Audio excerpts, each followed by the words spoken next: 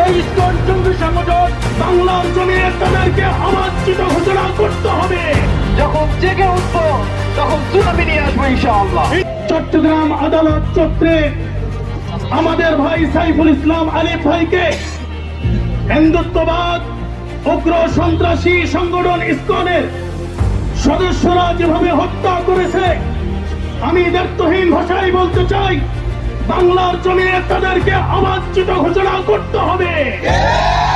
তাদেরকে অবাঞ্ছিত ঘোষণা না করা হয় তাহলে বাংলার 92% মুসলমান সংগ্রাম করে তুলে তাদেরকে বাংলার জমিনে অবাঞ্ছিত ঘোষণা করবে। আপনারা জানেন 2021 সালে আমাদের হাজার হাজার ওলামায়ে কেরামকে গ্রেফতার করেছিল, তাদেরকে বেড়ি পরানো হয়েছিল, হাতে হ্যান্ডকাপ পরানো হয়েছিল, মাথায় হেলমেট পরানো হয়েছিল। এরপরেও আমরা তাদের সঙ্গে দেখা করার জন্য নমো নমো করে সালাম দেওয়ার জন্য চেয়েছিলাম, কিন্তু আমাদেরকে সালামটা পর্যন্ত দিতে দেওয়া হয়নি।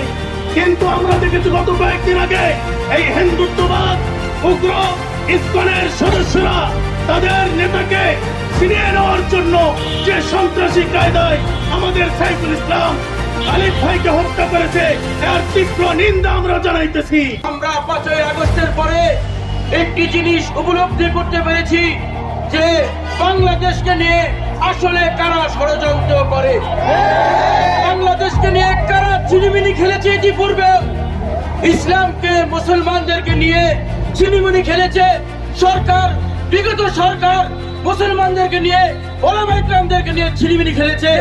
আজকে জাতির সামনে পরিষ্কার হয়ে গেছে যে এই হিন্দুত্ববাদ সংগঠন ইসকন বাংলাদেশকে একটি অস্থিতিশীল পরিস্থিতি তৈরি করার জন্য দীর্ঘ 15 বছর চেষ্টা করে গেছে। যখন আজকে পারে নাই, 5ই আগস্টের পরে একটার পর একটা তারা ষড়যন্ত্র করছে। আজকে আমরা দেখেছি যে উস্কানি দিয়েছে ভারত স্বয়ং এর প্রতিবাদ করতেছে।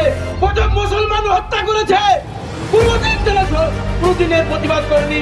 আজকে শুধু একজনকে গ্রেফতার করা হয়েছে, আজকে পৃথিবীর পাশে গোলাম সে প্রতিবাদ করছে কলকাতা থেকে।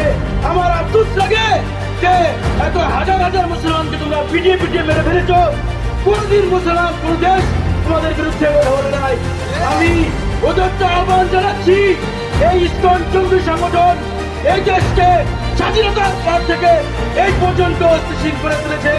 আজকে জাতির সামনে যেমন প্রকাশ হয়ে গেছে কারা আসলে জঙ্গি সংগঠন। একদিন বলা হতো ওলামায়ে কেরামদের জঙ্গি সংগঠন, আসলে কারা জঙ্গি সংগঠন আজকে জাতি জেনে গেছে। আমি